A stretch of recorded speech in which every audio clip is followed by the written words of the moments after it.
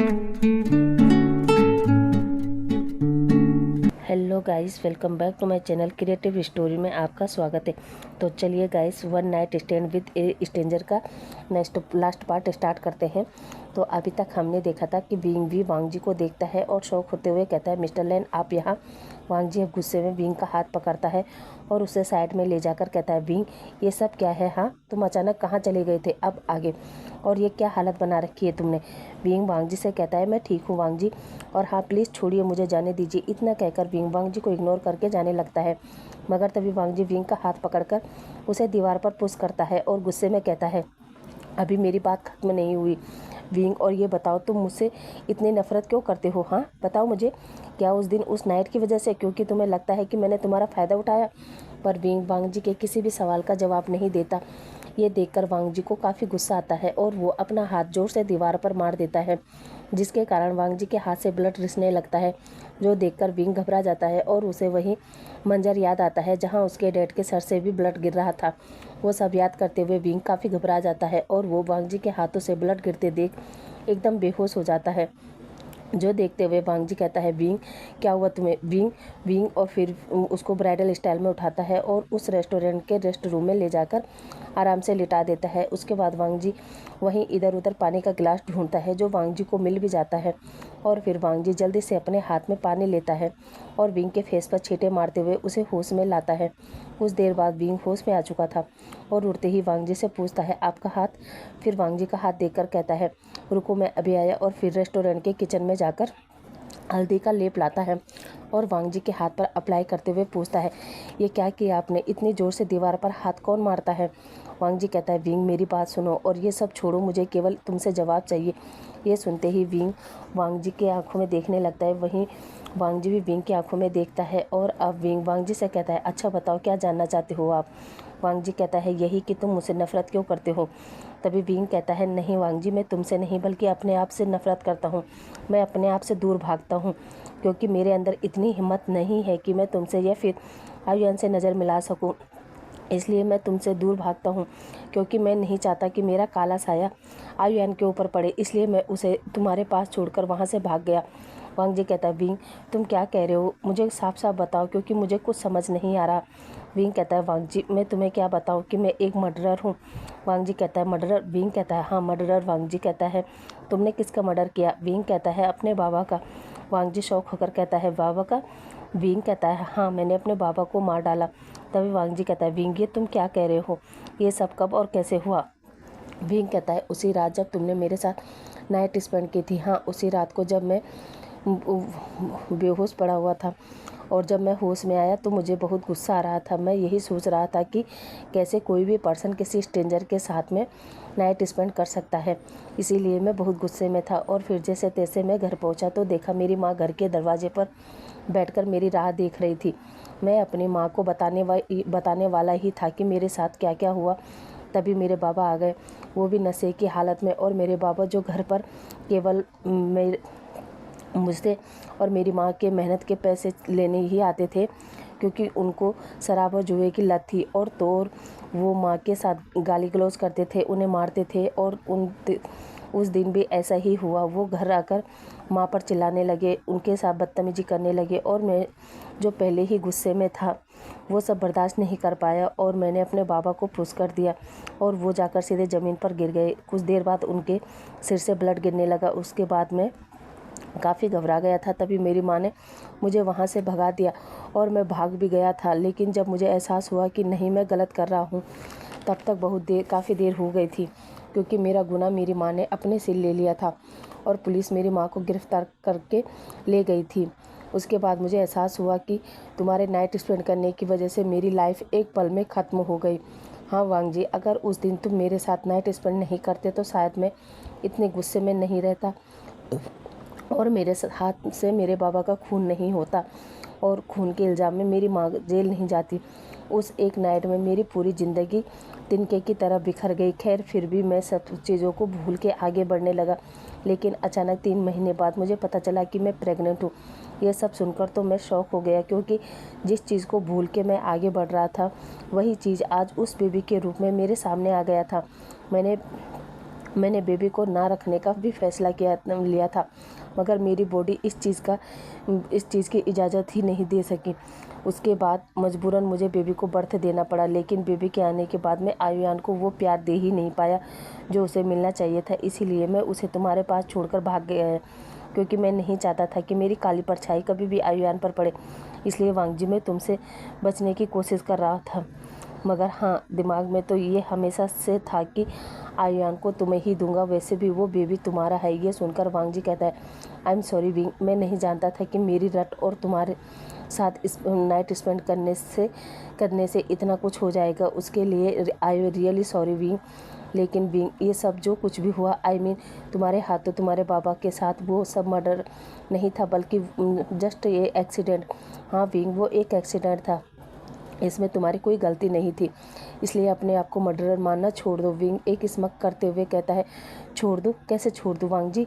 पता है तुम्हें, मैं जब भी उस रात को याद करता हूँ तो ना तो मेरी पूरी रूह कांप जाती है। हालांकि मैं जानता हूँ कि तुम उस दिन मजबूर थे, बट मैं ही क्यों? उस दिन कोई और भी तो हो सकता था ना। लेकिन नहीं, उस दिन मुझे ही तुम्हारे सामने आना था। खैर अब छोड़ो इन बातों को। अब तो तुम जान गए ना कि मैं तुमसे नफ़रत नहीं करता, बल्कि मैं अपने आप से नफ़रत करता हूँ। वैसे आयुयान कैसा है? वो ठीक तो है ना? वांगजी कहता है, पता नहीं। तभी विंग हैरान होकर पूछता है, पता नहीं का क्या मतलब वांगजी? वांगजी कहता है, विंग, मैंने आयुयान को अपना तो लिया है, मगर मैं भी उसके काबिल नहीं। विंग कहता है, क्या मतलब? और तुमने ये क्यों कहा कि तुम्हें आयुयान के बारे में पता नहीं? इसका क्या मतलब वांगजी?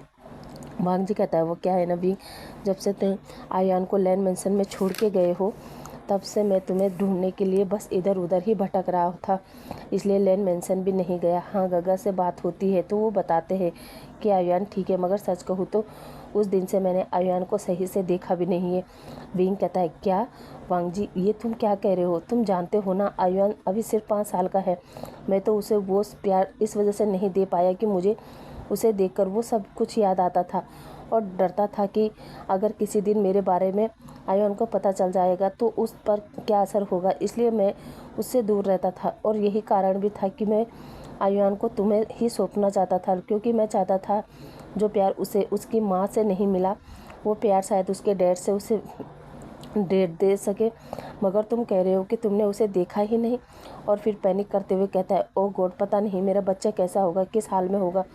मुझसे बहुत बड़ी गलती हो गई वांगजी, जो मैंने तुम पर भरोसा करके अपने बेबी को तुम्हारे पास छोड़ दिया। तभी वांगजी कहता है, विंग, अगर आयुयान की इतनी ही फिक्र है तो चलो मेरे साथ। मैंने तो उस दिन भी कहा था कि मैं तुम्हारी पूरी रिस्पॉन्सिबिलिटी लूँगा। मैं तुमसे मैरिज करना चाहता हूँ विंग। हाँ, मैरिज करना चाहता हूँ, और तुम्हें पता मेरे पेरेंट्स भी इस बात को मान गए थे। तभी विंग कहता है, क्या? फिर यांगली का क्या होगा? और उसका बेबी, वो भी तो तुम्हारा है ना? वांगजी कहता है, नहीं विंग, नहीं विंग, यांगली का बेबी मेरा नहीं है, बल्कि वो तो जिन जुशियान का है। हाँ, और अब यांगली की मैरिज जिन जुशियान से और मेरी मैरिज तुमसे करवाने का फैसला किया गया था, मगर ये सब होने से पहले ही तुम वहाँ से भाग गए थे विंग। और ये मांगना बंद करो और चलो मेरे साथ। अब हम दोनों मैरिज करके एक हैप्पी फैमिली की तरह रहते हैं। और हाँ, तुम ये सब कुछ भूल जाओ कि तुमने अपने बाबा का मर्डर किया है। और हाँ, मैं तुमसे प्रॉमिस करता हूँ कि मैं तुम पर कभी भी आँच नहीं आने दूंगा। इसलिए प्लीज़ विंग, मान जाओ और मेरे साथ चलो। हम सब साथ रहेंगे, तुम, मैं और हमारा बेबी। ये सुनकर कहीं ना कहीं विंग मान जाता है, और वो वांगजी से कहता है, ठीक है वांगजी, मैं तुम्हारे साथ चलने को तैयार हूँ, मगर मेरी एक शर्त है। वांगजी पूछता है, कैसी शर्त? विंग कहता है, हम दोनों साथ रहेंगे भी और नहीं भी। वांगजी कहता है, क्या मतलब विंग? विंग कहता है, मेरा मतलब हम दोनों लिविंग रिलेशनशिप में रहेंगे, ना कि पार्टनर बनकर, क्योंकि मैं अभी तुम्हें अच्छे से जानता भी नहीं, तो मैं तुमसे अभी तो मैरिज नहीं कर सकता। वांगजी कहता है, ओके फिर चलो, आज पहले जान पहचान ही बना लिया जाए। तो चलिए विंग कहता है, कहाँ? वांगजी कहता है, बीजिंग। विंग कहता है, तुम्हारा दिमाग ख़राब है? तुमने बाहर देखा भी है, अब नाइट हो चुकी है, और इस समय यहाँ से सफ़र करना बहुत ही खतरनाक है। तुम्हें नहीं पता यहाँ रास्ते में जंगली जानवरों का खतरा, भूत प्रेतों का खतरा, और तो चोर लुटेरों को खतरा भी रहता है, इसलिए अभी नहीं, हम सुबह चलेंगे। वांगजी कहता है, ओके फिर मैं पास में ही होटल देख लेता हूँ। तभी विंग कहता है, होटल की ज़रूरत नहीं है, तुम मेरे घर चल सकते हो। इतना कहकर वो वांगजी को अपने साथ अपने घर ले जाता है। विंग का घर ज़्यादा बड़ा तो नहीं था, वहाँ 2 कमरे, एक हॉल किचन और एक ही वॉशरूम था जो हॉल में ही बना हुआ था। उसके बाद विंग वांग जी से कहता है अंदर आ जाओ। वांग जी भी अंदर चला जाता है जहाँ विंग वांग जी को बैठने को कहता है। उसके बाद वांग जी से पूछता है वो क्या लेगा, चाय कॉफ़ी। वांग जी कहता है कॉफ़ी चलेगी। विंग हाँ में सिर हिलाकर अंदर कॉफ़ी बनाने चला जाता है। इधर वांग जी पूरे घर को देख रहा था। कुछ देर बाद विंग 2 कप कॉफ़ी लेकर आता है और फिर दोनों कॉफ़ी इंजॉय करते हैं। उसके बाद विंग वांग जी से पूछता है कि वो खाने में क्या खाएगा। वांग जी कहता है कुछ भी बना लो, कुछ भी बना दो, मैं सभी चीज़ें खा लेता हूँ। विंग ओके कहता है और फिर वांग जी से कहता है वो जाकर फ्रेश हो जाए, मैं तब तक डिनर बनाता हूँ। वांग जी कहता है। उसके बाद विंग तो किचन में चला जाता है और डिनर बनाने लगता है। वहीं वांग जी अपनी गाड़ी से एक छोटा सा बैग लाता है जिसमें कुछ कपड़े थे जैसे कि टॉवल, शर्ट्स, लोवर, और ये एक जिम बैग था क्योंकि वांग जी रोज़ सुबह जिम जाता था तो वो एक जोड़ी कपड़े एक्स्ट्रा रखता था और वो जिम बैग हमेशा वांग जी की गाड़ी में ही रहता था। इसलिए वांग जी जल्दी से अपने कपड़े लेता है और वॉशरूम में घुस जाता है। वहीं विंग वांग जी को किचन से देख रहा था और साथ ही खाना भी बना रहा था। कुछ देर बाद वांग जी फ्रेश वगैरह होकर आ जाता है और अपने टॉवल से अपने बालों को पोंछ रहा था कि कुछ देर बाद विंग भी किचन से बाहर आ जाता है और वांग जी से कहता है रुको, मैं हेयर ड्रायर लाता हूँ, उससे तुम बाल सुखा लो। वांग जी कहता है। उसके बाद विंग अपने कमरे में जाता है और वहाँ से अपने कपड़े और हेयर ड्रायर लेकर आता है और वांग जी को ड्रायर पकड़ाते हुए कहता है तुम तब तक बालों को सुखाओ, मैं सावन लेकर आया, उसके बाद हम डिनर करेंगे। वांग जी ओके कहता है और अब विंग सावन लेने चला गया था। इधर वांग जी अपने बालों को सुखाने लगता है और अब कुछ देर बाद विंग भी एक टी शर्ट, उसके नीचे लोवर और वो भी अपने बालों को टॉवल से पोंछते हुए बाहर आता है। इधर वांग जी विंग को देख रहा था। उसके बाद वांग जी विंग से कहता है लो तुम भी बाल सुखा लो। विंग हाँ में जवाब देता है। उसके बाद विंग भी अपने बालों को सुखाता है और फिर जब दोनों ही अपना नहा धोकर किनारे हो जाते हैं उसके बाद विंग वांग जी से कहता है तुम डाइनिंग टेबल पर बैठो, मैं खाना लगाता हूँ। वांग जी हाँ में जवाब देता है। उसके बाद अब विंग फटाफट सारा खाना टेबल पर लगाता है और खुद भी बैठकर दोनों के लिए खाना सर्व करता है और अब दोनों ही ड्रिंक के साथ अपना खाना शुरू करते हैं। और जब दोनों का डिनर फिनिश होता है उसके बाद विंग सारे बर्तन समेट कर किचन में ले जाता है और साफ़ करने लगता है। तभी वांग जी भी आता है और वो विंग से कहता है चलो बर्तन धोने में मैं भी तुम्हारी हेल्प करता हूँ। जिसे सुनने के बाद विंग तो मना करता है पर हमारा वांग जी नहीं मानता और वो भी विंग के साथ बर्तन साफ़ करने लगता है। कुछ देर बाद विंग वांग जी से कहता है वो उस कमरे में सो जाए। वांग जी हूँ कहता है। उसके बाद विंग अपने कमरे में चला जाता है जहाँ वो अब बिस्तर पर लेट तो जाता है मगर उसे नींद नहीं आती। वही हमारे वांग जी को भी नींद नहीं आ रही थी। वो लेटे लेटे सोने की काफ़ी कोशिश करता है मगर अभी भी उसकी आंखों में नींद नहीं थी। अब करीब रात के 1 बजे वांग जी बेड से उठकर बाहर हॉल में आता है और बैठ जाता है और अपना मोबाइल निकालकर उसे स्क्रॉल करने लगता है। कुछ देर बाद विंग भी उठकर बाहर आ जाता है और बाहर आकर देखता है तो वांग जी बैठा था। विंग वांग जी के पास आकर पूछता है वांग जी क्या हुआ, नींद नहीं आ रही है। तभी विंग की आवाज़ सुनकर वांग जी विंग को देखता है और कहता है नहीं विंग, मुझे नींद नहीं आ रही है, पर तुम क्यों नहीं सोए। विंग कहता है पता नहीं पर आज मुझे भी नींद नहीं आ रही। वांग जी कहता है ओह तो क्या हम दोनों बैठकर बातें करें। विंग हाँ में सिर हिलाता है और बैठ जाता है। उसके बाद दोनों को ही समझ नहीं आ रहा था कि वो क्या बातें करें। तभी विंग कहता है क्या वो ड्रिंक करना चाहता है, जिस पर वांग जी कहता है हाँ क्यों नहीं। विंग कहता है ओके मैं लेकर आया। उसके बाद विंग एक शैम्पेन की बोतल 2 गिलास को लेकर आता है। उसके बाद दोनों गिलास में शैम्पेन डालकर एक गिलास वांग जी को देता है और एक गिलास खुद लेता है। उसके बाद दोनों ही एक एक ड्रिंक करने के बाद फिर वांग जी से पूछता है क्या मैं कोई मूवी लगाऊं। वांग जी फिर हाँ में सिर हिलाता है। अब विंग और वांग जी मूवी देखने लगते हैं जहां दोनों ही मूवी देखते देखते ड्रिंक भी कर रहे थे और कुछ ही देर बाद दोनों ही काफ़ी ड्रंक हो जाते हैं। वहीं अब बात करते करते वो दोनों एक दूसरे के पास आ जाते हैं। उसके बाद दोनों बात ही कर रहे थे कि तभी वांग जी कहता है विंग इस मूवी में मज़ा नहीं आ रहा है, कोई दूसरी मूवी लगाओ ना। विंग कहता है ओके टीवी का रिमोट तुम्हारे पास ही पड़ा है, चेंज कर लो। वांग जी ओके कहता है। उसके बाद वो रिमोट लेता है और चैनल चेंज करने लगता है। उसके बाद वो एक रोमांटिक मूवी लगाता है जो ज़्यादा ही रोमांटिक थी और उसे देखने लगते हैं। धीरे धीरे उस मूवी में कुछ किसिंग सीन आने लगते हैं जिन्हें देखकर दोनों ही ऑकवर्ड हो जाते हैं और वो टीवी बंद कर देते हैं।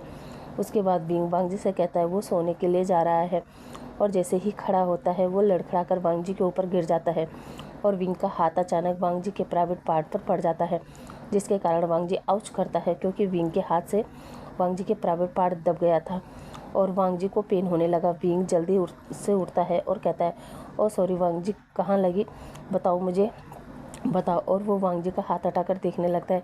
उसके बाद विंग हंसते हुए कहता है, क्या मैंने तुम्हारे अंडे फोड़ दिए? वांग जी शौक होकर कहता है, क्या? विंग कहता है, हाँ शायद मुझे लग रहा है मैंने तुम्हारे अंडे फोड़ दिए। वांग जी कहता है, विंग क्या बकवास कर रहे हो? विंग कहता है, मैं बकवास नहीं कर रहा हूँ, मुझे सच में लगता है मेरी वजह से तुम्हारे अंडे फूट गए और अब तुम किसी काम के नहीं हो। वांग जी ये सुनकर शौक और वो विंग का अपने पास खींचकर कहता है, क्या कहा तुमने, फिर से कहना। अब विंग थोड़ा सा सहम जाता है और वो वांग जी से कहता है, वांग जी मैं तो मजाक कर रहा था। वांग जी कहता है, मगर अब जो मैं करने वाला हूँ वो मजाक नहीं है। विंग हिचकिचाते हुए पूछता है, क्या करने वाले हो तुम? वांग जी कहता है, अभी बताता हूँ। इतना कहकर वो टीवी का रिमोट दोबारा हाथ में लेता है और उसे ऑन कर देता है और अब टीवी पर मौन की आवाज़ें आ रही थी। अब विंग एक नज़र टीवी को देखता है और एक नज़र वांग जी को। वहीं वांग जी अब विंग को और भी ज़्यादा अपनी तरफ खींचता है और अचानक उसके लिप्स पर अपना लिप्स रखकर उसे उसके अपर लिप्स को लोअर लिप्स को सक करने लगता है। विंग अपनी हल्की सी आवाज़ में कहता है, वांग जी ये तुम क्या कर रहे हो, छोड़ो मुझे। मगर वांग जी को इस समय केवल टीवी पर चल रहे मूवी की अडल्ट सीन की मॉर्निंग साउंड ही सुनाई दे रही थी और वो बस विंग को किस किए जा रहा था।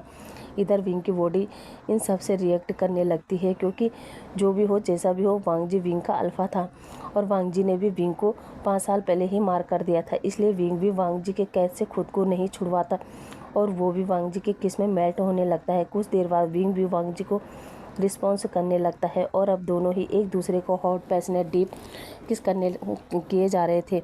वहीं वांग जी अब विंग के लिप्स को छोड़ता है और उसके नेक एरिया पर आ जाता है और वहाँ पर विंग को लिक सक और बाइट भी करने लगता है। और अब विंग फिर से वांग जी से कहता है, वांग जी ये तुम क्या कर रहे हो? वहीं वांग जी अब विंग के नेक एरिया से होते हुए उसके चेस्ट की तरफ बढ़ने लगता है और फिर उसकी शर्ट को निकाल कर उसके ब्रेस्ट को अपने टंग से सहलाने लगता है। ये देखकर तो विंग की बॉडी पूरी हॉट हो जाती है और वो मौन की आवाज़ निकालने लगता है, जो सुनकर वांग जी भी अपनी बॉडी में अलग ही सेंसेशन महसूस करने लगता है।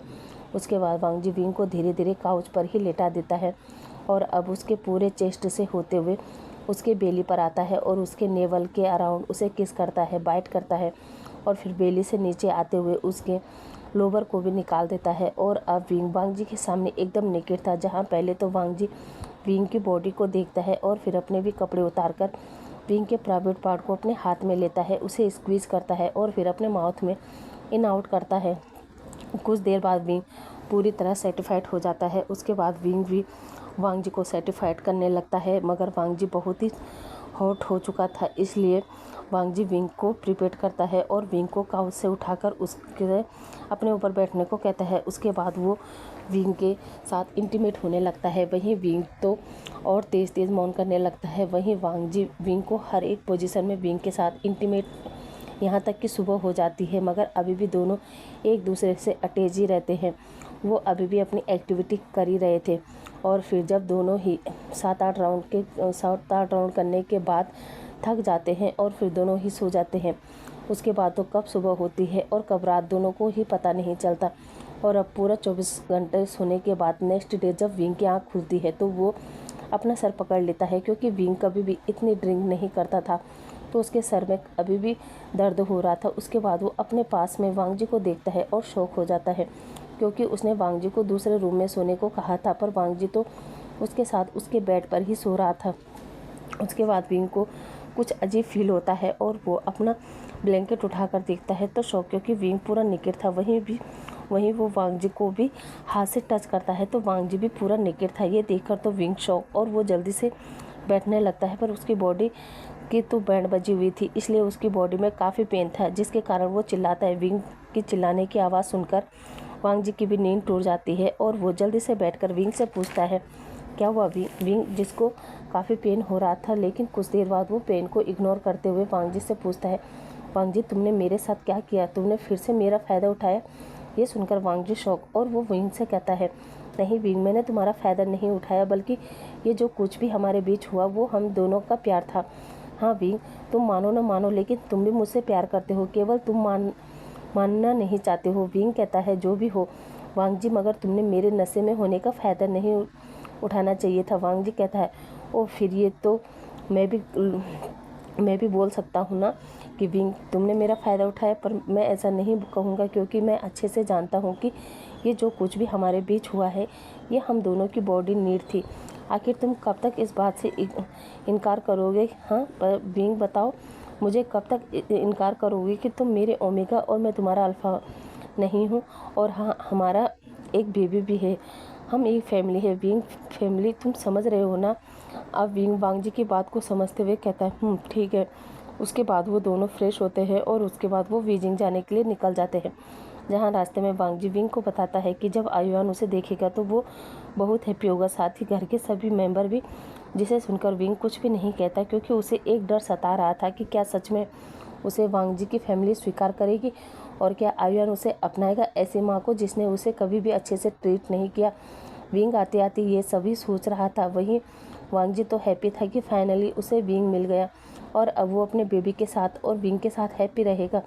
अब पूरा दिन सफ़र करने के बाद जब वांग जी विंग को लेकर लेन मैंसन में आता है तब तो वो सभी को चिल्ला चिल्लाकर हॉल में इकट्ठा करता है। वहीं वांग जी की आवाज़ सुनकर सभी लोग हॉल में इकट्ठा होते हैं और वांग जी से पूछते हैं कि क्या हुआ वांग जी, तुम इतने खुश क्यों हो? जहाँ वांग जी अपनी मॉम से कहता है हाँ मॉम, मैं बहुत हैप्पी हूँ क्योंकि मेरे साथ वो आया है। मैडम लैन कहती है कौन? वांग जी कहता है मॉम, आप खुद ही मिल लीजिए। इतना कहकर वांग जी विंग को अंदर बुलाता है, जिसे देखकर वांग जी की फैमिली खुश भी थी और शौक भी। तभी मैडम लैन विंग के पास हाथ जाकर कहती है विंग बेटा तुम कहाँ चले गए थे और क्यों? तभी विंग कहता है आई एम सॉरी आंटी। उसके बाद कुरेन भी विंग के पास आकर पहले तो वो विंग को डांटता है कि वो ऐसे कैसे किसी को बिना कुछ बताया जा सकता है, जबकि मैंने तुमसे कहा था कि तुम्हें कोई भी प्रॉब्लम हो या फिर कोई भी बात हो तो तुम मुझसे शेयर कर सकते हो। फिर क्यों विंग, क्यों तुमने किसी से कुछ नहीं कहा और यहाँ से चले गए? जिसे सुनकर विंग कुरेन से भी माफ़ी मांगता है। उसके बाद पूरी फैमिली तो विंग को माफ़ भी कर देती है, साथ ही उसे अपना भी लेती है। मगर विंग की नज़र तो आयुआन को ढूंढ रही थी।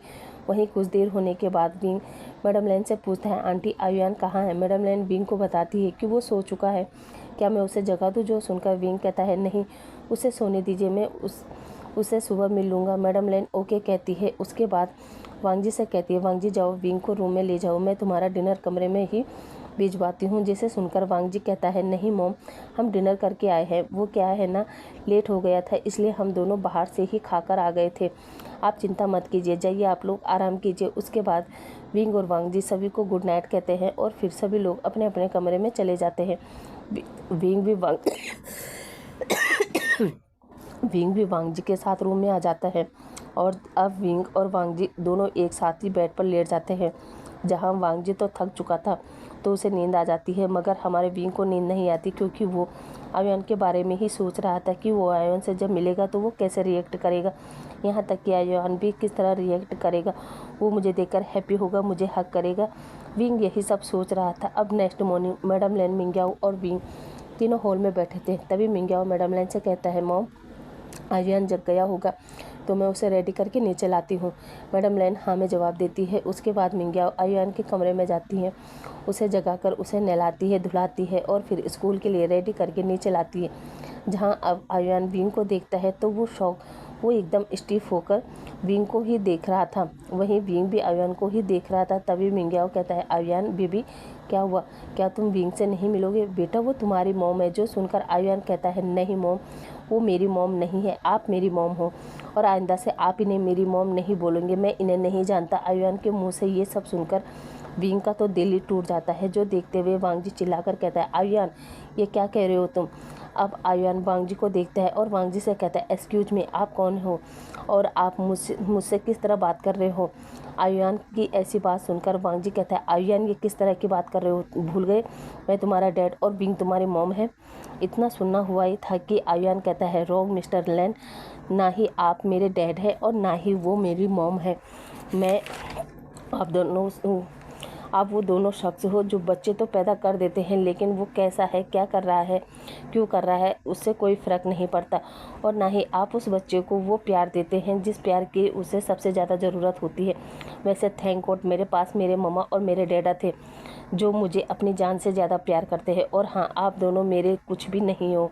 इसलिए आप भी भूल जाओ कि आपका कोई बेटा था। उसके बाद आयुयान मिंग्याओ से कहता है मॉम चलिए मैं स्कूल जा रहा हूँ, मेरी बस आने वाली है। इतना कहकर आयुयान मिंग्याओ के चिक पर किस करता है और मिंग्याओ को बाय कहकर बाहर निकल जाता है। उसके बाद आयुयान का इस तरह का बिहेव देखकर मिंग्याओ वांगजी और विंग से कहता है वांगजी विंग आयुयान की बातों का बुरा मत मानना, वो अभी बच्चा है, उसे नहीं पता कि वो क्या कर रहा था, क्या कह रहा था, उसे आने दो, मैं उससे बात करूंगी।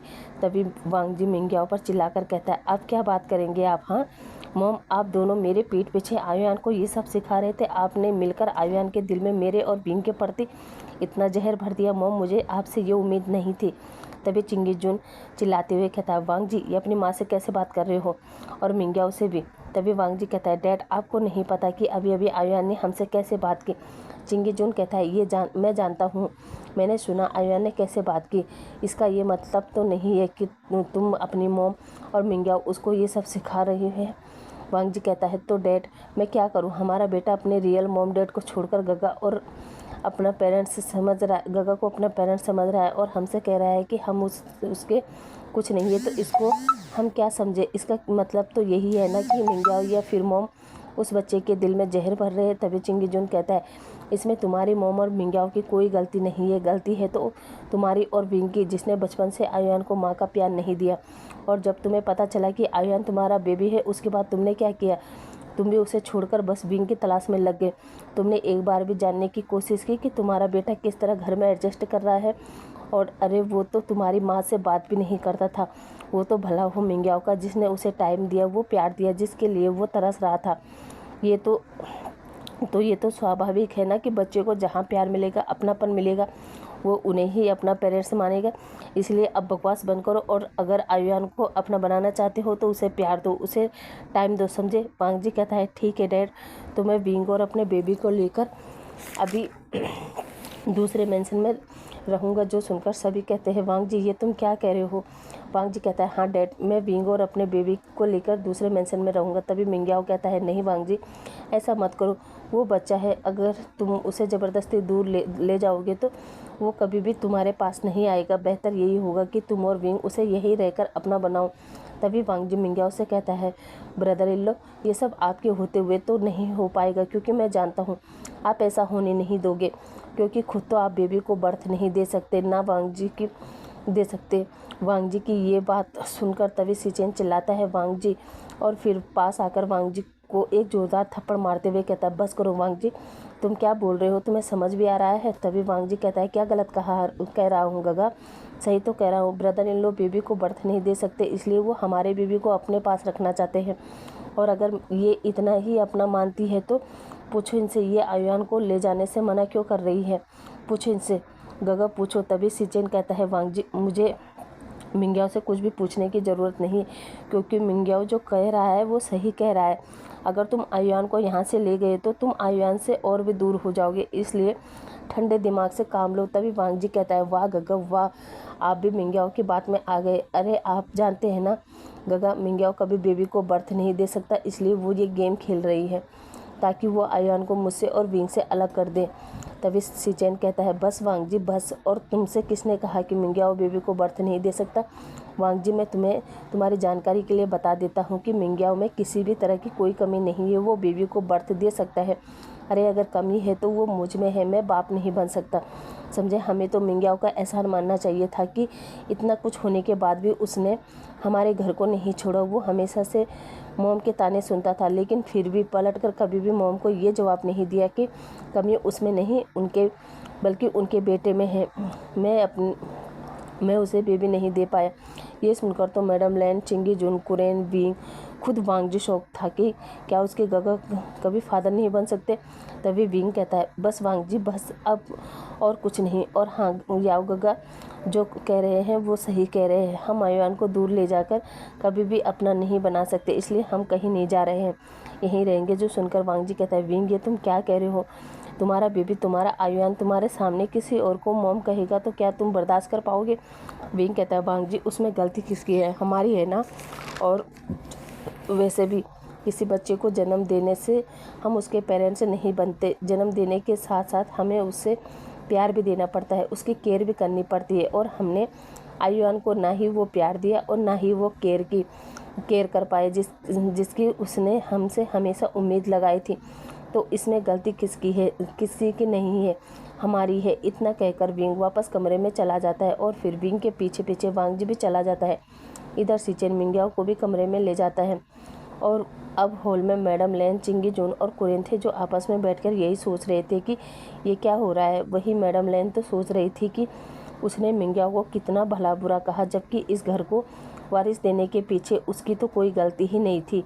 वहीं चिंगी जून कहता है कुरेन सिचेन अंदर इतने बड़े दुख से जूझ रहा था और हम में से किसी को बताया भी नहीं, और ये वांगजी को किस तरह बात कर रहा था फैमिली से, लगता है इसका दिमाग खराब हो गया है। तभी मैडम लैन कहती है चिंगी जून, सबसे बड़ी गलती तो मेरी है। मैं एक माँ होकर भी अपने बच्चों को समझ नहीं पाए, और सबसे ज़्यादा हर्ट तो मैंने मिंग्याओ को किया है। उससे कभी सीधी मुँह बात भी नहीं की, उसे हमेशा से ताने देती रहती थी। इसके लिए मुझे भगवान कभी भी माफ़ नहीं करेगा। यही सोचते हुए आज सबका दिन ऐसे ही बीतता है। आयुआन भी स्कूल से आने के बाद मिंग्याओ को थोड़ा सैड देकर पूछता है, मॉम क्या हुआ, आप उदास क्यों हो? मिंग्याओ कहता है कुछ नहीं आयुआन, बस ऐसे ही। वैसे आयुआन तुमने आज विंग से ऐसे क्यों बात की? तुम जानती हो ना विंग तुम्हारी मम्मा है। आयुआन कहता है हाँ मॉम, मैं जानता हूँ कि वो मेरी मम्मा है, मगर मॉम माँ उनके जैसे नहीं होती है। उन्हें तो कभी भी मेरी परवाह नहीं थी। अगर उन्हें मेरी परवाह होती तो वो उस दिन मुझे यहाँ छोड़कर नहीं जाती। जाना ही था तो कम से कम मुझे बता देती। आपको पता है मॉम, मैं जब विंग मम्मा के पास था ना, उन्होंने कभी मुझ पर ध्यान नहीं दिया। मैं रोज़ सुबह उन्हें जगाने जाता था, वो भी इस उम्मीद में कि आज तो वो सुबह उठकर मुझे प्यार करेगी, मेरे चीक पर किस करके मुझे गुड मॉर्निंग बोलेगी, मुझे पूछेगी कि मैंने होमवर्क किया या नहीं, मैंने स्कूल में टिफ़िन फिनिश किया कि नहीं। मगर नहीं, उन्होंने कभी नहीं पूछा। मुझे हमेशा से लगता था कि वो मुझसे नफ़रत करती है, मगर फिर चैन अंकल मुझे हमेशा समझाते थे कि नहीं, ऐसा नहीं है। मम्मा ऑफिस में बिजी रहती है ना, इसलिए वो थक जाती है। मैं ये भी जानता था कि सिंगल पेरेंट्स को अपने बेबी को संभालना मुश्किल होता है। मैं उनसे कभी भी ये नहीं कहता था कि आप मुझे ये दो वो दो, मुझे कुछ भी नहीं चाहिए था, मुझे तो केवल उनका प्यार चाहिए था।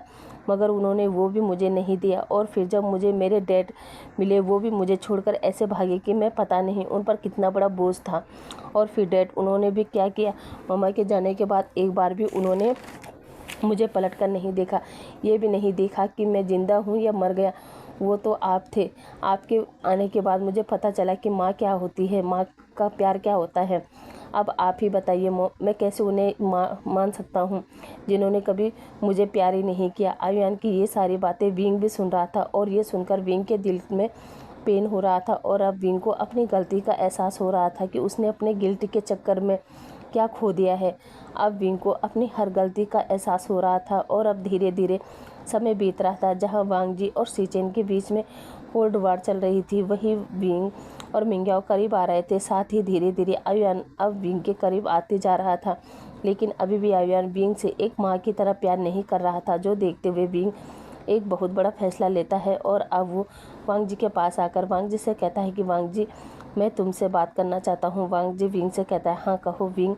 विंग वांगजी से कहता है कि आयुआन मिंग्याओ और सिचेनगा से काफ़ी प्यार करता है, और वो दोनों भी आयुआन से बेहद प्यार करते हैं। तो मैं सोच रहा हूँ कि क्यों ना आयुआन को उन्हें ही दे दिए। जो सुनकर वांगजी कहता है विंग, ये तुम क्या कह रहे हो, तुम अपना बेबी किसी और को देना चाहते हो? तभी विंग कहता है नहीं वांगजी, किसी और को नहीं, बल्कि मिंग्याओ और सिचेनगा को। और वो लोग बाहर के थोड़ी नहीं, वो अपने ही है, और अपना बेबी अपने पास ही रहे या फिर अपनों के पास, मतलब तो उसके खुश रहने से है ना। और मैं जान गया हूँ कि आयुआन की असली खुशी मिंग्याओ और सिचेनगा के पास ही है, इसलिए हम आयुआन को उन्हें ही दे देते हैं। वैसे भी गगा और मिंग्याओ को बेबी मिल जाएगा, और आयुआन को वो पेरेंट्स जो उससे प्यार करते हुए, जिस चीज़ के लिए पहले तो वांगजी नहीं मानता, मगर एंड टू एंड विंग के समझाने पर वांगजी मान जाता है, और वो आयुआन को अपने गगा और ब्रदर इन लो को देने के लिए मान जाता है। अब नेक्स्ट मॉर्निंग यही सब बातें वो अपनी पूरी फैमिली को बताते हैं, जो सुनकर पहले तो सब शौक होते हैं, लेकिन फिर विंग के समझाने पर सभी मान जाते हैं। लेकिन तभी सिचेन अपनी पूरी फैमिली के सामने ही वांगजी से कहता है, वांगजी तुम आयुआन को मुझे और मिंग्याओ को देकर हम पर कोई एहसान मत करना। अगर देना ही चाहते हो तो इस पेपर पर साइन करो। तभी वांगजी कहता है कौन से पेपर्स गगा? सिचेन कहता है ये आयुआन के अडोप्शन पेपर है। मैं चाहता हूँ तुम दोनों इन पर साइन करके हमें ये श्योरिटी दो कि आज के बाद आयुआन पर तुम दोनों का हक नहीं होगा और आयुआन के लीगली पेरेंट्स होने के नाते आयुआन का अच्छा बुरा सभी चीज़ों पर केवल हम दोनों का हक होगा। और हाँ, अगर एक बार तुम इन पेपर्स पर साइन कर दोगे तो फिर आयुआन हमेशा हमेशा के लिए हमारा हो जाएगा और फिर तुम दोनों हमारी मर्जी के बिना आयुआन से मिल भी नहीं सकते। अगर ये सब मंजूर है तो ठीक है, साइन कर दो, वरना तुम आज ही अभी अपने बेटे को ले जा सकते हो। तभी चिंगीजून कहता है, सिचेन ये क्या बदतमीजी है। तभी सिचेन कहता है, नहीं डैड, ये बदतमीजी नहीं है, बल्कि ये गारंटी है कि वांगजी की तरह कोई और हम पर कभी उंगली ना उठा सके कि हम दोनों बेऔलाद हैं। ये सुनकर वांगजी कहता है, बस गगा, मैं आपकी बहुत बात सुन ली। वैसे भी मैं आयुआन को इसलिए दे रहा था कि आयुआन आप दोनों से प्यार करता है और आप इस अडॉप्शन पेपर पर साइन करवाकर हमें ये जताना चाहते हो कि हमने अपना बेबी आप दोनों को बेच दिया है। मॉम डैड, सुन लिया ना आपने गगा की दिल की बात। अब मेरी बात सुन लीजिए। मैं इतने दिन विंग के कहने पर रुक गया, मगर अब और नहीं। मैं अभी इसी वक्त अपनी फैमिली के साथ ये घर छोड़कर जा रहा हूँ। इतना कहकर वो विंग से कहता है, विंग जाओ अपना और आयुआन का सामान पैक करो। विंग कहता है, वांगजी, पर वांगजी गुस्से में कहता है, विंग मैंने कहा ना सामान पैक करो। वांगजी की आवाज़ सुनकर विंग घबरा जाता है और वो कमरे में जाकर अपना और आयुआन का सामान पैक कर देता है। उसके कुछ देर बाद विंग नीचे आता है और फिर वो आयुआन को भी बुलाते हैं और आयुआन से कहते हैं कि वो हमारे साथ चले, मगर आयुआन मना करते हुए मिंगियाओ को हक करके कहता है, मॉम मैं आपको छोड़कर नहीं जाना चाहता। प्लीज़ आप ममा और डैडा से कहो ना, वो मुझे आपसे अलग ना करे। प्लीज़ मॉम बोलिए।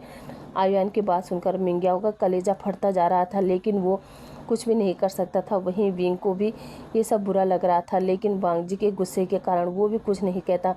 उसके बाद वांगजी सर्वेंट से बोलता है सामान गाड़ी में रखने को और विंग को भी गाड़ी में बैठने को कहता है। उसके बाद आयुआन से भी गाड़ी में बैठने को कहता है, पर आयुआन मिंगियाओ को छोड़कर नहीं जाना चाहता था। इसलिए वांगजी ज़बरदस्ती आयुआन को गोद में उठाता है और सीधे मेंशन के बाहर लाकर गाड़ी में बिठा देता है। उसके बाद बिना पीछे मुड़े गाड़ी स्टार्ट करता है और अपने दूसरे मेंशन में चला जाता है। इधर मिसिस लेन सिचेन से पूछती है कि आखिर उसने ये सब क्यों किया। विंग और वांगजी तुम्हें आयुआन के पेरेंट्स बना रहे थे, तो फिर ये अडॉप्शन की बात क्यों। तब सिचेन कहता है, क्योंकि मैं नहीं चाहता था कि मॉम जैसे पहले आप मिंगियाओ को बेबी के लिए ताने देती थी, जैसे वांगजी ने मिंगियाओ को बेबी न होने का ताना दिया, वही ताने मिंगियाओ को मुझे बाहर वाले देते। इसलिए मैं आयुआन को अडॉप्ट करना चाहता था ताकि वो कानूनी तौर पर हमारा बेटा बने और नहीं चाहता था कि कोई हमसे आयुआन को छीने। इसलिए मॉम मैंने ये अडॉप्शन की बात रखी। और वैसे भी अडॉप्शन की बात करके मैंने क्या गुनाह किया। हाँ, वैसे भी उन दोनों को आयुआन से कोई प्यार नहीं है। प्यार होता तो ना ही विंग उसे छोड़कर जाता और ना ही वांगजी उसके जाने के बाद अपने बच्चे को छोड़कर विंग के पीछे भागता। तो बताओ मॉम, मैं कहाँ गलत हूँ। मैंने अडॉप्शन की बात करके क्या बुरा किया, बताइए ना। और हाँ मॉम, अब मैं और मिंगियाओ भी इस घर में नहीं रहेंगे। हम दोनों भी यहाँ से जा रहे हैं, क्योंकि अब हम दोनों में हिम्मत नहीं है कि हम आपके या फिर किसी और के ताने बर्दाश्त कर पाए। और हाँ, हम दोनों एक दूसरे के लिए काफ़ी है। इसलिए हमें ना तो आयुआन चाहिए और ना ही कोई दूसरा बेबी। बता देना आप अपने लाडले को। ये कहकर वो भी उस घर को छोड़कर चले जाने लगते हैं। तभी लेनी कहती है, सिचेन ये तुम क्या कर रहे हो। सिचेन कहता है, वही मॉम जो शायद मुझे बहुत पहले कर लेना चाहिए था। और अब उस मेंशन में लेनी, चिंगीजून और कुरेनी रह जाते हैं। उसने समझ ही नहीं आ रहा था कि ये सब क्या हो रहा है। एक पल में उनका हंसता खिलता परिवार टूटकर बिखर गया था।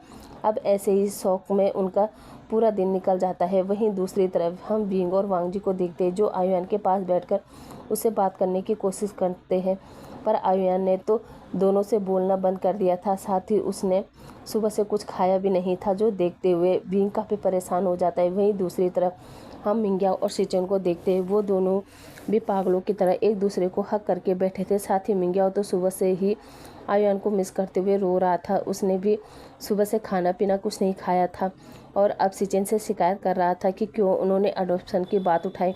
अगर वो अडॉप्शन की बात नहीं उठाते तो आज आयुआन हमारे साथ होता। जो सुनकर सिचेन कहता है, याओ ये सब मैंने तुम्हारे लिए ही किया है। मैं नहीं चाहता था कि आयुआन को तुम वो प्यार वो ममता देती जिसकी उसे अभी ज़रूरत है। और जब आयुआन बड़ा हो जाता तो वांगजी और विंग उस पर अपना हक जताते। मैं चाहता था कि वांगजी और विंग अडॉप्शन पेपर पर साइन कर देते तो आयुआन पर सिर्फ तुम्हारा हक होता, केवल तुम्हारा। इसलिए मैंने अडोप्शन की बात उठाई, अडोप्शन की बात की। मिंग्याओ कहता है सिचेन में बिना अडोप्शन के ही आयुआन को अपने पास रख सकता था।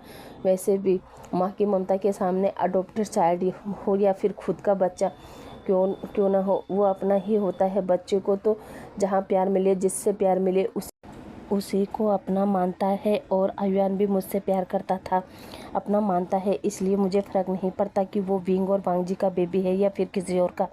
इसी तरह मिंग्याओ सिचेन से काफ़ी आर्ग्यू करता है, और अब नेक्स्ट मॉर्निंग विंग सबके लिए ब्रेकफास्ट वगैरह बनाता है और फिर वांगजी को ब्रेकफास्ट सर्व करता है। तभी वांगजी विंग से पूछता है आयुआन कैसा है। विंग कहता है अभी भी नाराज़ है और उसने कल से कुछ खाया पिया भी नहीं है। वांगजी कहता है उसके बाद वांगजी अपनी प्लेट उठाता है और आयुआन के कमरे में जाता है और उसे जगाते हुए चेक करता है कि आयुआन को तो फीवर है। उसका सिर काफ़ी गर्म हो रखा था और वो बेहोशी की हालत में होने के बावजूद भी एक ही बात कहे जा रहा था कि मुझे मॉम के साथ रहना है, मुझे मॉम के पास रहना है। विंग और वांगजी ये सुनकर शौक थे, पर पहले उन्हें आयुआन को हॉस्पिटल ले जाना था, इसलिए दोनों ही आयुआन को उठाते हैं और सीधे हॉस्पिटल ले जाते हैं, जहां डॉक्टर चेकअप करने के बाद विंग और वांगजी को बताते हैं कि बच्चे ने किसी बात को दिल पर ले लिया है, जिस वजह से उसे फीवर हो गया है। मगर इतने छोटे बच्चे का अभी से कोई बात दिल पर लेना वो गलत है मिस्टर लेन, आगे चलकर बच्चे को काफ़ी सारी तकलीफ़ हो सकती है। वांगजी पूछता है तकलीफ़, कैसी तकलीफ़ डॉक्टर? डॉक्टर वांगजी को बताता है इतने छोटे बच्चे बहुत ही नाजुक होते हैं और कोई बात अगर उनके दिल पर लग जाए तो वो या तो मेंटली डिस्टर्ब हो सकते हैं, उनके अंदर किसी भी प्रकार की कोई फीलिंग डेवलप नहीं हो सकती, और तो और ऐसे बच्चे खुद को सबसे अलग कर देते हैं, जैसे कि ना ही किसी से बात करना, ना ही खुद में ही खोई रहना, या फिर इसको बहुत गुस्सा आना और गुस्से में कुछ भी कर देना। ये सभी लक्षण बच्चे के अंदर आ सकते हैं, और सबसे बड़ी बात ऐसे बच्चे ही डिप्रेशन के शिकार होते हैं। तो मेरी बात मानिए और बच्चे को जितना हो सके हैप्पी रखिए और 24 घंटे कोई ना कोई इनके पास रहे। वांगजी कहता है जी डॉक्टर। उसके बाद वांगजी विंग और आयुआन का चेकअप करके वापस घर ले आता है। उसके बाद वांगजी तो ऑफिस निकल जाता है और विंग से कहता है आयुआन का ध्यान रखने के लिए। इधर विंग भी आयुआन का अच्छे से ध्यान रख रहा था, मगर जैसे ही 2-4 दिन बीतते हैं तो विंग को एहसास होता है कि आयुआन सभी कुछ तो कर रहा है, मगर वो ना तो विंग से बात कर रहा था और ना ही वांगजी से, वो खुद में ही खोए रहने लगा था, जो देखकर विंग को डॉक्टर की बात याद आती है और वही सब सोच के विंग घबरा जाता है। और अब शाम को वांगजी के आने के बाद विंग वांगजी से आयुआन के बारे में बात करता है, जहां वांगजी भी विंग की बात मानकर आयुआन को नोटिस करता है और फील करते ही हाँ आयुआन दिन प्रतिदिन विंग और वांगजी से दूर जा रहा है, जिस विषय में वांगजी अब विंग से बात करता है कि अब वो लोग क्या करें। जो सुनकर विंग वांगजी को समझाता है कि वांगजी हमें आयुआन को मिंग्याओ के पास छोड़ना चाहिए, क्योंकि ये जो कुछ भी हो रहा है वो इसीलिए हो रहा है कि हमने आयुआन को याओ गगा से दूर कर दिया है। उन दोनों को पास लाएंगे तो शायद आयुआन अपनी पुरानी लाइफ में वापस आ जाए, जिसके लिए वांगजी बिल्कुल भी नहीं मानता। और नेक्स्ट डे ही वो लोग आयुआन को एक साइकेट्रिस्ट के पास ले जाते हैं, जहां साइकेट्रिस्ट आयुआन से बात करती है, मगर आयुआन तो डॉक्टर को भी फुल इग्नोर करता है और वो डॉक्टर की बातों का जवाब भी नहीं देता, जो देखकर डॉक्टर बाद में विंग और वांगजी से कहती है कि आयुआन बीमार तो नहीं है, पर मुझे लग रहा है वो खुद से ही किसी के साथ बात नहीं करना चाहता, और अगर ऐसा ही रहा तो कोई भी डॉक्टर कुछ भी नहीं कर पाएगा। इससे अच्छा तो ये है कि जो भी वो चाहता है आप लोग उसे वो चीज़ क्यों नहीं दे देते। अगर उसे वो चीज़ मिल जाएगी तो उससे बेबी भी खुश हो और बेबी के फेस पर स्माइल देखकर आप दोनों भी हैप्पी रहेंगे। वैसे भी पेरेंट्स की खुशी तो अपने बच्चों की खुशी में होती है ना, ये कहकर उन लोगों को वहाँ से भेज देती है। इधर घर आकर विंग और वांगजी डॉक्टर की बात पर गौर करते हैं और फिर एंड टू एंड फैसला करते हैं कि वो आयुआन के खुशी के लिए वो आयुआन को सिचेनगा और मिंग्याओ को ही दे देंगे। इससे हमें तो हर्ट होगा, लेकिन कम से कम हमारा बेबी हैप्पी तो रहेगा। और अब नेक्स्ट डे विंग और वांगजी आयुआन को लेकर मिंग्याओ के पास पहुंचते हैं, जहां जब मिंग्याओ आयुआन को देखता है तो मिंग्याओ उसे हक करके काफ़ी इमोशनल होता है। वहीं आयुआन भी मिंग्याओ को देखकर इमोशनल होता है और वो मिंग्याओ से कहता है मॉम मैं आपके बिना नहीं रह सकता, मैं आपके पास ही रहना चाहता हूँ। जो सुनकर अब वांगजी और मिंग्याओ से कहते हैं कि उन दोनों ने काफ़ी कोशिश की आयुयान को अपने पास रखने की, मगर आयुयान के दिल में हम अपनी वो जगह नहीं बना पाए जो जगह आपने कुछ ही महीनों में उसके दिल में बना ली। इसलिए हम आपको आपका बच्चा लौटाने आए हैं और हमसे जो भी गलती हुई उसके लिए हमें माफ़ कर दीजिए। और हाँ गगा, आप आयुयान को अडॉप्ट करना चाहते हैं ना, तो कर लीजिए, हम दोनों साइन करने के लिए तैयार हैं। जो सुनकर सिचेन कहता है, नहीं वांग जी, उसकी ज़रूरत नहीं है। आयुयान और याओ के प्यार ने मुझे स्वार्थी बना दिया था, जो मैं भूल गया था कि मैं अडॉप्शन की बात किसी और से नहीं बल्कि अपने ही भाई से कर रहा हूँ। जबकि मैं ये भूल गया था कि आयुयान पर जितना हक हमारा है उतना ही हक तुम्हारा भी है। और फिर आयुयान है तो लेन ही ना, इसलिए वो तुम्हारे पास रहे या फिर मेरे पास रहेगा तो एक ही घर में ना। और फिर सिचेन भी वांग जी से अपनी गलती की माफ़ी मांगता है और फिर दोनों भाई एक दूसरे को हक करते हैं और अपने बीच का मन मुटाव मिटाकर आयुयान को हैप्पी सिचेन और मिंग्याओ को सौंप देते हैं। उसके बाद विंग और वांग जी अपने मेंशन में आते हैं, जहां वो दोनों ही एक दूसरे को हक करके हैप्पी भी हो रहे थे और इमोशनल भी। अब नेक्स्ट मॉर्निंग विंग सुबह सुबह उठता है और वॉशरूम में भागकर वॉमिटिंग करने लगता है, जो देखकर वांग जी भी विंग के पीछे जाता है और पूछता है, विंग क्या हुआ तुम्हें, तुम सुबह सुबह ये वॉमिटिंग क्यों कर रहे हो, क्या तुम्हारी तबीयत ख़राब है? रुको, मैं अभी डॉक्टर को बुलाता हूँ। जो सुनकर विंग वांग जी से कहता है, रुको वांग जी, मैं जानता हूँ कि मुझे क्या हुआ है। वांग जी पूछता है, क्या हुआ विंग? विंग वांग जी का हाथ पकड़कर अपने बेली पर रखता है और कहता है, मैं प्रेग्नेंट हूँ। जो सुनकर वांग जी कहता है, क्या, are you sure Wing? Wing हाँ में सिर हिलाता है। उसके बाद वांग जी तो बहुत हैप्पी होता है। वही कुछ देर बाद वांग जी विंग से कहता है, विंग हम इस बेबी को पूरा प्यार देंगे, इसे कभी भी अपने स्वार्थ के लिए इग्नोर नहीं करेंगे। विंग वांग जी के दर्द को समझ रहा था, इसलिए वो हाँ में जवाब देता है और दोनों ही एक दूसरे को टाइट हक कर लेते हैं। उसके बाद वो लोग लैन फैमिली जाकर सभी को गुड न्यूज़ सुनाते हैं। सभी फैमिली मेम्बर इस गुड न्यूज़ को सुनकर काफ़ी हैप्पी होते हैं और अब वो विंग और वांग जी से मैरिज की बात करते हैं, जहाँ दोनों मान भी जाते हैं और बेबी के आने से पहले पहले वो दोनों मैरिज करते हैं। और अब समय बीत रहा था। वांग जी विंग का पूरा ध्यान रखता था, साथ ही बीच बीच में मिंग्याओ, सिचेन और आयुयान भी विंग और वांग जी से मिलने आते थे, जहां आयुयान अब विंग और वांग जी से भी अच्छे से बात किया करता था। और अब भले ही सभी फैमिली अलग अलग थी, लेकिन प्यार सबके दिल में था। वहीं विंग को हैप्पी देखकर अब चेन भी हैप्पी था और उसने भी अपने लिए एक गर्लफ्रेंड बना ली थी, जिसका नाम वेन चिंग था। वहीं न्यूसेन अभी भी फ़िलहाल सिंगल ही था। वो सभी विंग के लिए हैप्पी थे और कुछ दिन बाद विंग एक क्यूट से बेबी बॉय को बर्थ देता है और उसका नाम वो लोग सिजोई रखते हैं। तो गाइस, इसी हैप्पी मोमेंट पर मैं अपनी स्टोरी को समाप्त करती हूँ। आई होप आपको मेरी ये स्टोरी पसंद आई होगी। अब आपसे कल मिलते हैं एक और न्यू स्टोरी के साथ में। तब तक खुश रहिए, मस्त रहिए और मेरी स्टोरी को एंजॉय करिए। Thank you, bye bye.